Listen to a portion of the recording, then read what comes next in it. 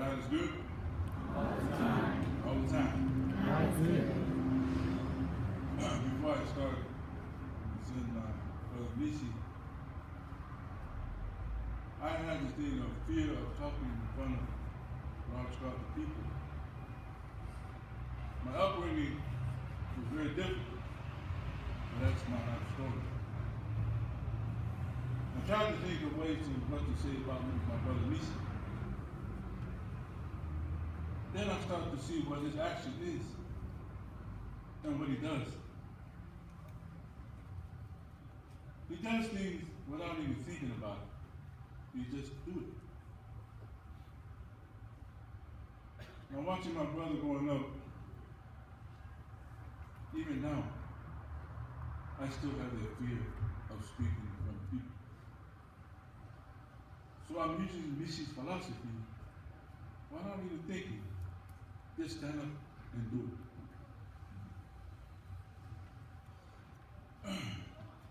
Before I go on, I introduce myself. My name is William Lee Panama. I am the eldest of our siblings, all 7 of us. To my father, Reverend Kabata, and to my mother, the late Helena Musai Panama. Being a firstborn is very difficult. I have learned that all through my life the hard way. I was the first to see things through my brothers and sisters. And I'm always the first to get sasa. I understand the reason why we do get sasa. But James Misi Panama was born May 2nd, 1972 in San Francisco. Now, as you guys can tell that Misi loved his football team. And every time I conversate with Brother Misi, why God, 1949ers. And Misi would just explain it in his own version. He would name players that had already been retired. Just go on there. But he's a diehard 49er fan. Living in LA, Samoa, wherever.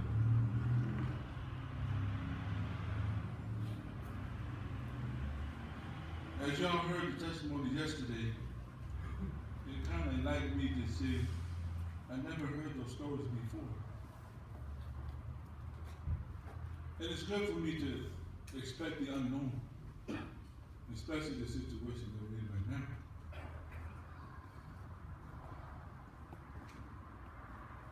At the age of 4 in 1976, as y'all heard my father say yesterday, Misi was in a terrible accident. I was there. At a very young age, I did not understand the concept between life and death. I'm too young. When Misi got hit, and when Misi was gone, everybody's attention to him. From my point of view, I'm trying to figure out what was going on. And after through all the drama that he had gone through in the hospital, surgery, the healing process, my father told me that Misi lost 4 years of his life, his first 4 years. We had to start all over to rehabilitate him, to make him do things all over again. In my mind, it's not going to take that long, because I know how strong Misi is.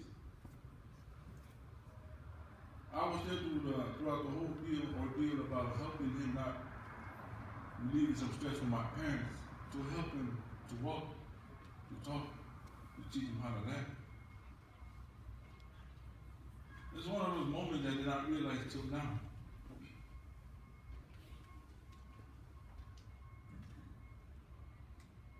After he grew out of all that ordeal that he went through rehabilitation, I'd like to talk to you about Misi's school life, public school in San Francisco. He entered preschool with tiny tots, me thinking and worrying about what other kids would look at him differently. I had to stand there behind him at all times to watch over him. But Misi held it together. He graduated from preschool with a diploma certificate.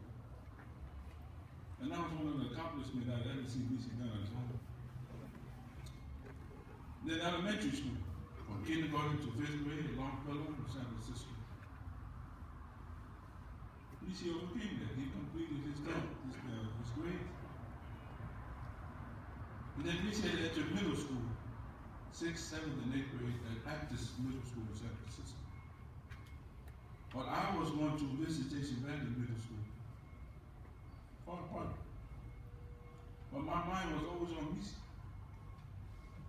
How other others will look at him, how they're going to treat him, things like that. As most of y'all know, we all have that inside of us, the temper. Sometimes we cannot control it. Sometimes we just get that with the words of encouragement. But Misi accomplished that too. Ended up graduating from Baptist Middle School. Until that day, my parents decided to go to Canada Fall. We was all prepared to move as a family to Samoa in 1986. Now, Misi was going to freshman year, and I was going to junior high, Leone High School. I tried out for a football team for Leone High School. And when I went to training with the team, I saw Misi stand behind me. In my heart, that those who know about Misi's condition, I couldn't let him play because of his injuries. But I got scolded by the coaches and teammates. Let him play, let him play. I would love to, but I can't. When I had to tell Misi, put Misi to the side. Misi, I know your heart's in football, but you cannot be part of the team. So when I had to tell the story to the coaches and teammates, they understood. So they let Misi be part of the practice for the whole day. It touches my heart when I see something like that. They wouldn't deny him because of what he does and what he says. But Misi will always be Misi. So I heard he had a job at LBJ Hospital. That got me even more worried. There were times I called Samoa, talked to my brother and sister, my father, and my mother. When it came time to talk to me, Misi on the phone. Misi? I said, yes. Wow. Back and forth, no conversation. But in the middle of the conversation, while I'm talking, there was no sound on the other end. I said, "Getting hello, hello." And all of a sudden, my mother got on the phone. I was talking to Misi, he just left. That's one thing we notice about him. Y'all don't realize he does that a lot. In the middle of the conversation, he'll just drop and walk away. Instead of me yelling at him, telling him to come back. That's it. Like my sister said in the testimony, Father, it puzzles me sometimes if he's doing it on purpose or what, or that's his normal. But my relationship with Misi growing up for me, that I wouldn't want to use the word babysit. I would always have to follow where he goes. But he does worry me a lot. As an older brother, realize his condition. But Misi has touched so many lives in every way he goes. The schools that he accomplished, the workplace, and even church functions. But all that time I didn't have faith in Misi to be on his own spiritually.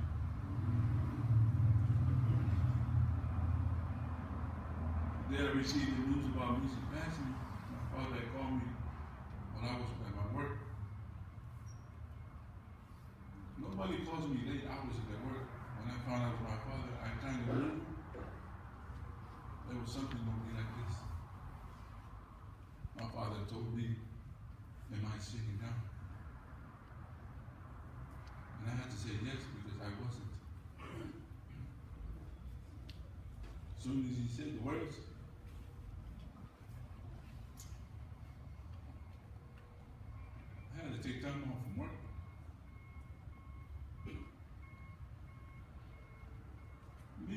third member of our immediate family had gone with the Lord.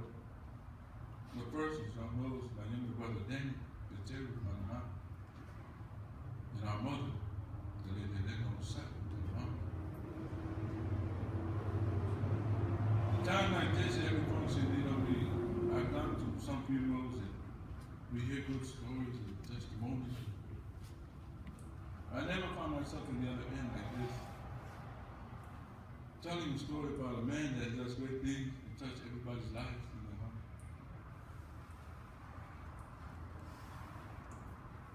But there are some times that we are not made perfect. There were times Misi would make us frustrated. And we couldn't touch Misi. Even though if it's right or wrong, our parents always tell us, I won't fight you now.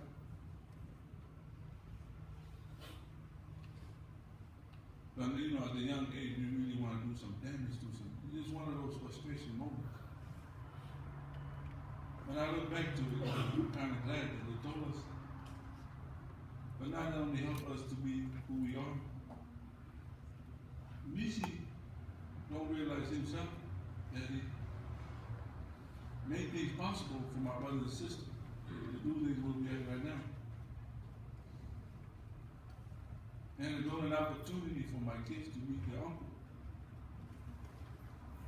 It was awkward in at first because they gave me that question and go, look, is Misi all right? Misi's better than all right. Look at her. Exactly. So my kids have fond memories with their uncle, even though they're still young. I felt like things that Misi does, he set a perfect example for me. All the things that he says and does, that's just him. But the action speaks louder, way louder than what he does and what he says. I always find my brother Misi or my dad right-hand man. There are times I felt a little jealous. There are times that I want to push him to the side.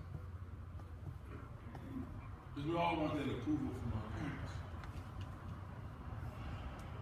And now I understand why.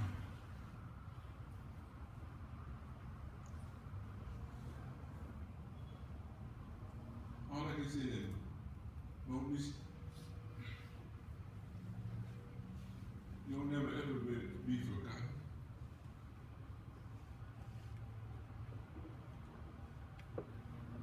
The things that you do in life, I will tell the story of a person who once was.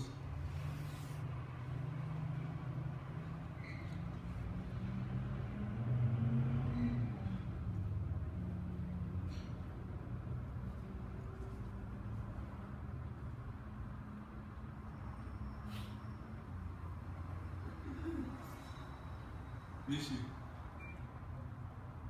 when you go up there, don't forget to say hello to our families and our loved ones and our friends.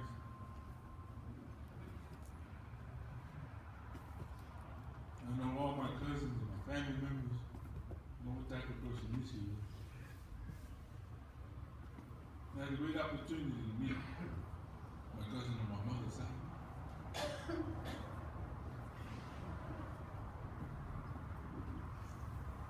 Ever since I got here to LA, I've always heard stories about Misi. What he did, what he said, what he had done. It was a good story. But there's some bad stories that some of y'all don't know, realize. He said Misi is known to set up people up. Misi will tell my parents different stories about what I've done and what I said. And sometimes I find myself wondering, why did he do that?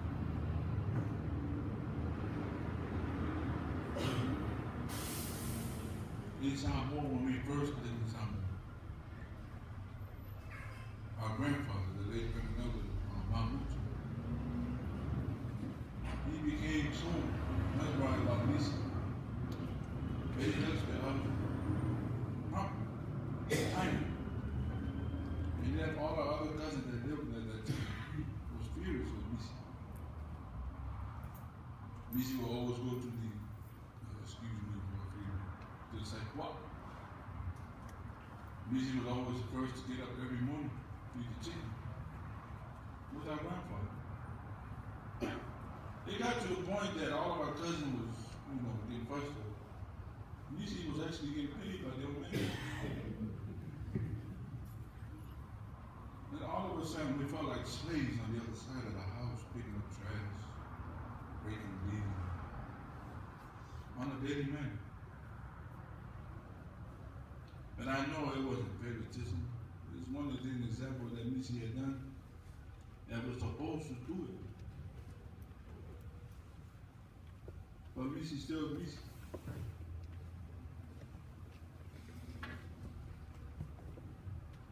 I'd like to thank those who are here today to celebrate the life of Misi. I'd like to thank everybody here, to all the reverends, to all the mothers, ladies of the church.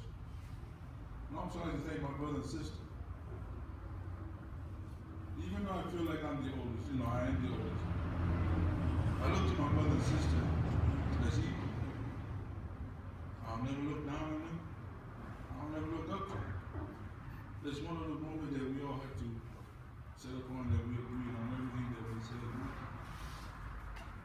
And I also appreciate for my kids, my wife, and my other two sons are in Alaska, sending them condolences. They wish they could be here. But unfortunately, I lost a brother-in-law as well, same time as Pastor Brother Misi. It's one of those moments like Jeanette said. You don't know the time, you don't know when. But we can always learn from each other and go on down this.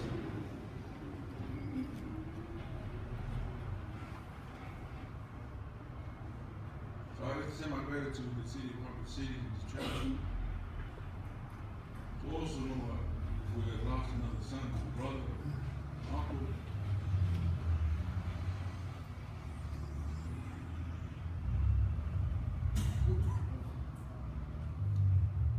I just say, Brother Misi, I'm going to miss you dearly. My heart's yours.